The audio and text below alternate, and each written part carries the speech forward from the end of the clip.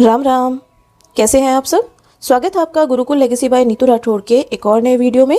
आज हम कक्षा 5 की संस्कृत पाठ्य पुस्तक दीपमणिका के 6ठे अध्याय का अध्ययन करेंगे। तो हमारे पाठ का नाम है सर्वनाम परिचयः, यानी आज इस अध्याय में हम संस्कृत में सर्वनाम शब्दों का परिचय ज्ञात करेंगे। अभी तक आप जान ही चुके होंगे कि संज्ञा के स्थान पर प्रयोग होने वाले शब्दों को सर्वनाम कहते हैं। जैसे कि अगर मैं कहूँ राकेश विद्यालय जा रहा है, वह पढ़ाई में बहुत अच्छा है। दूसरे सेंटेंस में मैंने राकेश की जगह वह शब्द का इस्तेमाल किया, तो वह हमारा सर्वनाम हुआ, है ना। इसी प्रकार आप इंग्लिश में भी नाउन्स एंड प्रोनाउंस करके आ चुके हैं। तो आज संस्कृत भाषा में आपको सर्वनाम सीखने का मौका मिल रहा है इस अध्याय के जरिए। तो जैसा कि हम सभी जानते हैं, संज्ञा के स्थान पर प्रयोग किए जाने वाले शब्दों को सर्वनाम कहते हैं। इतना तो हम सभी को पता है। संस्कृत में प्रयोग किए जाने वाले प्रमुख सर्वनाम निम्नलिखित हैं। अभी तक हमने केवल हिंदी और इंग्लिश में ही सर्वनाम पढ़े हैं, है ना। हिंदी में सर्वनाम और इंग्लिश में प्रोनाउंस। आज हम संस्कृत के सर्वनाम शब्दों का प्रयोग सीखेंगे। पहला सर्वनाम है तत्, जो वह के लिए इस्तेमाल होता है। वह मतलब जब कोई व्यक्ति या वस्तु या कोई स्थान आपसे दूर हो तो उसके लिए वह शब्द का प्रयोग होता है। तो यहाँ पर संस्कृत में वह के लिए तत् हम इस्तेमाल करेंगे। अगला है एतत् और इदम। इन दोनों का ही अर्थ यह होता है। अब आप कहेंगे कि मैम जब दोनों का ही अर्थ यह है तो फिर दो अलग अलग पद क्यों दे रखे हैं, ये भी मैं आगे वीडियो में आपको बताऊंगी। जब हम बात करते हैं तो तुम और मैं, ये बहुत इस्तेमाल होता है शब्द। तो युष्मद इसका अर्थ होता है तुम, अस्मद इसका अर्थ होता है मैं, ओके। और किम, किम का अर्थ होता है क्या, प्रश्नवाचक सर्वनाम, ठीक है ना। जब हम कहें कि वहाँ कौन है, तुम क्या कर रहे हो, प्रश्न है ना, तो वहाँ पर हम किम के रूपों का प्रयोग करेंगे, ठीक है। तो चलो अब बहुत अच्छे तरीके से हम पढ़ते हैं डिटेल में कि संस्कृत के सर्वनाम कैसे होते हैं। अब यहाँ पर सबसे पहले जो नोटिस करने वाली बात है वह यह है कि उपर्युक्त सर्वनामों के प्रथमा विभक्ति के रूप इस प्रकार हैं। अभी आगे चैप्टर में आपको जितने भी सर्वनाम रूप बताए जाएंगे वे सभी प्रथमा विभक्ति से हैं। प्रथमा मतलब सब्जेक्ट, जो कार्य करता है सेंटेंस में, कर्ता, ठीक है ना। हिंदी में हम उसे कर्ता कहेंगे और इंग्लिश में हम उसे सब्जेक्ट कहेंगे, ठीक है बच्चों। तो चलो जल्दी जल्दी पढ़ते हैं। सबसे पहले हम तत्सर्वनाम के रूपों के बारे में जानेंगे। तो इतना तो आपको पता ही है कि संस्कृत में 3 लिंग होते हैं, पुल्लिंग, स्त्रीलिंग और नपुंसक लिंग। इसी प्रकार 3 वचन होते हैं, एक वचन, द्विवचन और बहुवचन, ठीक है ना। तो तत् जब पुल्लिंग के लिए इस्तेमाल होगा, यानी ऐसे शब्दों के लिए जिनसे पुरुष जाति का बोध हो, तब हम एक वचन के लिए कह देंगे सह, जिसे हम इंग्लिश में ही भी कहते हैं, ठीक है ना। तो सह एक वचन के लिए, तौ द्विवचन के लिए और ते बहुवचन के लिए, जिसे हम इंग्लिश में दे कहते हैं। अब क्योंकि हिंदी और इंग्लिश में द्विवचन नहीं होता, तो एक यह नया रूप आप पहली बार पढ़ रहे हैं। सह, तौ, ते, एक वचन, द्विवचन और बहुवचन, ओके। अब स्त्रीलिंग में तत् के क्या रूप होंगे, सा, जिसे हम इंग्लिश में शी भी कहेंगे, है ना। तो संस्कृत में स्त्रीलिंग के लिए तत् का एक वचन हो जाएगा सा, दैट मीन्स वह लड़की। ते वे 2 लड़कियां, तह वे सब लड़कियां, ठीक है। अब इंग्लिश में तो दूर खड़े लड़के और लड़कियों के लिए दे, ये कॉमन प्रोनाउन है, लेकिन संस्कृत में हर एक परिस्थिति के लिए एक नया शब्द होता है, ठीक है। तो सह, तौ, ते फॉर पुल्लिंग, सा, ते, तह फॉर स्त्रीलिंग। इतनी बात समझ में आई। अब हम देखते हैं नपुंसक लिंग में तत् सर्वनाम के क्या क्या रूप होंगे। नपुंसक लिंग शब्दों से आप क्या समझते हैं, ऐसे शब्द जिनसे ना तो पुरुष जाति का बोध हो और ना ही स्त्री जाति का बोध हो, ठीक है ना। तो तत् यहाँ पर एज इट इज हम यूज कर देंगे नपुंसक लिंग में। तत् सर्वनाम के ही रूप पढ़ रहे हैं ना हम, तो नपुंसक लिंग में वह के लिए जब एक वचन होगा तो हम तत् कहेंगे, द्विवचन होगा तब हम ते कहेंगे और बहुवचन होगा तब हम तानी कहेंगे। फलम, फले, फलानी, है ना।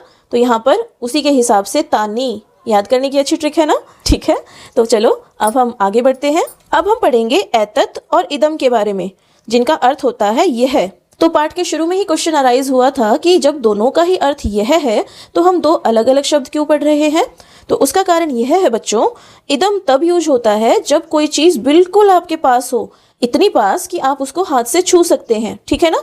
जैसे कि मैं कहूंगी इदम पुस्तकम, यह पुस्तक मेरे हाथ में है ना, तो हम कहेंगे इदम पुस्तकम, ओके। लेकिन जब कोई चीज आपके पास तो है लेकिन उतनी भी पास नहीं है आप उसे छू सके, वह चीज जस्ट आपके सामने रखी हो, ठीक है, या वह व्यक्ति जस्ट आपके सामने हो, तब हम एतत् का प्रयोग करेंगे, ओके। डिफरेंस क्लियर हुआ। इदम बहुत पास और एतत पास, सिर्फ पास। ओके, या हम ऐसे कह सकते हैं जस्ट सामने। ठीक है, तो चलो एतत में हम अब पुल्लिंग के रूप पढ़ते हैं। ऐशः यह के लिए, एतौ ये दो, और एते ये सब। अब यहाँ पर एक चीज़ ध्यान दीजिए, जब हम तत् के रूप याद कर रहे थे तो पुल्लिंग में क्या रूप बने थे? सह, तौ, ते, है ना। यहाँ पर हम एतत के लिए जो रूप याद कर रहे हैं वो कैसे बन रहे हैं? ऐशः, एतौ, एते। जस्ट हमने ए ऐड किया है। बाकी सारे रूप बिल्कुल उसी तरीके से हैं, बस यहाँ पर स की जगह षटकोण वाला श यूज हुआ है। स्त्रीलिंग में ऐशा, एते, एतः, बिल्कुल तत् सर्वनाम की तरह ही सा, ते, ताहा, है ना। और यहाँ पर क्या है? ऐशा, एते, एतः, बस हम ए ऐड कर रहे हैं। अब नपुंसक लिंग में भी सेम उसी तरीके से, सिर्फ हमने ए ऐड किया है, बाकी रूप तत् के ही हैं। एतत, एते, एतानी। क्लियर हुआ? याद करने की भी ट्रिक समझ में आ गई है ना। तो चलो अब हम इदम के रूप पढ़ते हैं जो थोड़े से डिफरेंट हैं। इदम में पुल्लिंग तो एक वचन होगा अयम, यह मेरे पास जो खड़ा है यह मेरा मित्र है। अयम मम मित्रः। इमौ ये दोनों, इमे ये सब, यानी कि आप उनके बहुत पास में हैं, आप उन्हें छू सकते हैं, तब आप यह सर्वनाम का इदम रूप यूज करेंगे। ओके, अयम एक वचन, इमौ द्विवचन, इमे बहुवचन पुल्लिंग में। स्त्रीलिंग में इयम, इमे, इमः, यह पास में खड़ी लड़की, इमे ये दोनों मेरे पास जो खड़ी हैं वो, इमः ये सब मेरे पास जो खड़ी हैं ये सभी मेरी सहेलियां हैं। अब समझ में आ गया ना।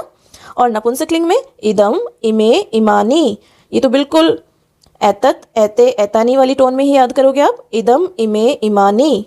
ओके, चलो अब हम पढ़ते हैं प्रश्नवाचक सर्वनाम जो कि होता है किम, जिसका पुल्लिंग रूप होएगा कह, माने कौन, कौन है वहाँ, समझ गए। कौ, कौन दो है वहाँ। के, कौन सब खड़े हैं वहाँ। ठीक है, हर रूप के साथ एक सेंटेंस बनाकर चलिए ताकि आपको बहुत आसानी से समझ में आ जाए कॉन्सेप्ट। कह, कौ, के।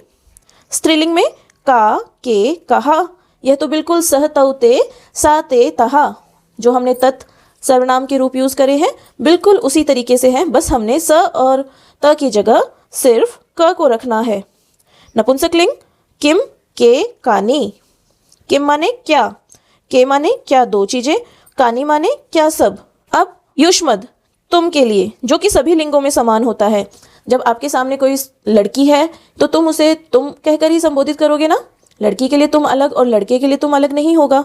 तो युष्मद के सभी लिंगों में समान रूप होते हैं। त्वम माने तुम एक वचन, युवाम माने दो, तुम दोनों द्विवचन, यूयम माने बहुवचन और इसका अर्थ होता है तुम सब। त्वम, युवाम, यूयम एक वचन, द्विवचन, बहुवचन। ठीक है, इसी प्रकार अस्मद के भी सभी लिंगों में समान रूप होते हैं। अहम माने मैं, आवाम मतलब हम दोनों, और वयम मतलब हम सब। ठीक है, अब जब मैं बात करूंगी तो भी मैं अपने आप को मैं ही संबोधित करूंगी। अगर कोई लड़का अपने बारे में बता रहा है तो वह भी अपने आप को मैं कहकर ही संबोधित करेगा। समझ में आई बात। इसीलिए युष्मद और अस्मद में सभी लिंगों में समान रूप होते हैं। अब पाठ के अंत में कुछ विशेष बातें आपको बताई जा रही है। तत्सर्वनाम का प्रयोग दूर की वस्तु के लिए किया जाता है, यह तो हम समझ ही गए, क्योंकि यहाँ पर तत् का अर्थ होता है वह, और वह हमेशा दूर खड़े व्यक्ति या दूर पड़ी चीज के लिए ही इस्तेमाल होता है। ठीक है, एतत और इदम सर्वनाम शब्दों का प्रयोग पास की वस्तु के लिए किया जाता है। फर्क बस इतना ही है कि इदम का अर्थ होता है कि वस्तु या व्यक्ति आपके बहुत निकट है जिसे आप छू सकते हैं, और एतत का अर्थ है कि व्यक्ति, वस्तु या स्थान या कुछ भी चीज आपके पास तो है लेकिन इतना भी पास नहीं है कि आप उसे छू सके। ठीक है ना। तो चलो इसी के साथ हमारा आज का यह पाठ कंप्लीट होता है। तो मिलते हैं अगले वीडियो में इसी चैप्टर के अभ्यास कार्य के साथ में। अगर आपको आज का यह वीडियो पसंद आया और मेरा पढ़ाने का तरीका अच्छा लगा तो वीडियो को जल्दी से एक लाइक कर दीजिए।